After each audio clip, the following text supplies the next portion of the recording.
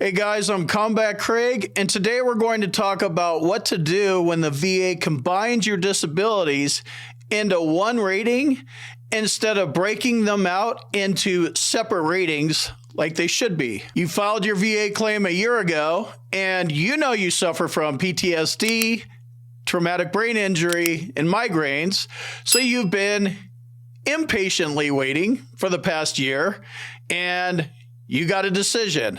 And this is it. You get a 70% rating for post-traumatic stress disorder with traumatic brain injury and tension headaches.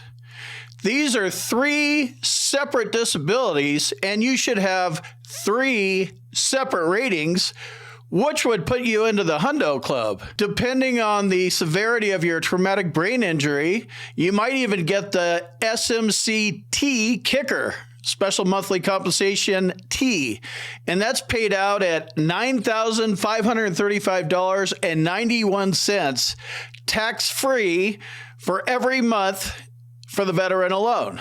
So they're ripping you off big time, potentially, if you qualify for SMCT. If you have dependents, obviously it would be higher than that. The PTSD rating is fair at 70%, but the VA ripped you off when they combined in your tension headaches instead of giving you an additional 50% rating under diagnostic code 8100.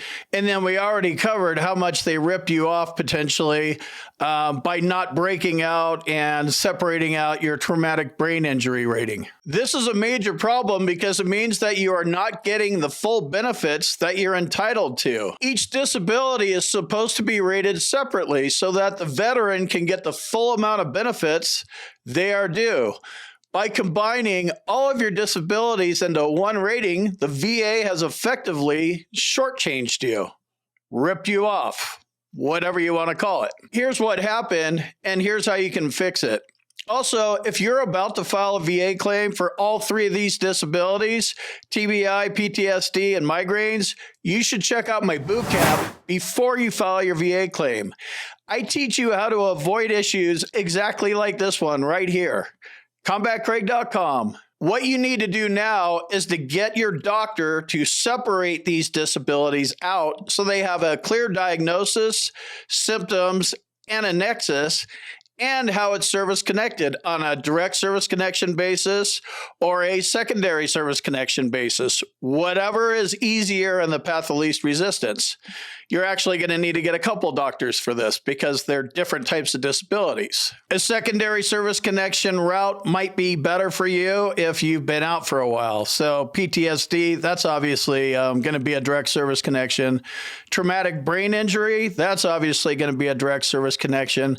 But, if you've been out for 10 years or in fighting this or just figuring it out, maybe doing migraines secondary to PTSD or secondary to the TBI might make more sense for you. It's all about the strategy. We can look at the Public Use Disability Benefits questionnaire page and see that these three conditions are completely separate, and they even have their own DBQs. PTSD is a mental health issue. You're going to need a board-certified psychologist or a board-certified psychiatrist to fix this one up for you. So you're going to need to get, a shrink to basically give you the diagnosis, symptoms, and a nexus and explain the service connection part. That's what the nexus basically does. So you separate that one out, and now PTSD is a standalone. Tension headaches are actually a neurological condition, and they can be broken out by a regular MD type of doctor. Again, you want to say how they're service connected. Secondary basis might be a good idea if you've been out for a while. Maybe it's a direct service connection, but you want a diagnosis, symptoms could be filled out on the DBQ, and a nexus. That's how you separate this rating out and get the compensation you deserve. You're going to need to see a couple different doctors here that specialize in these three areas.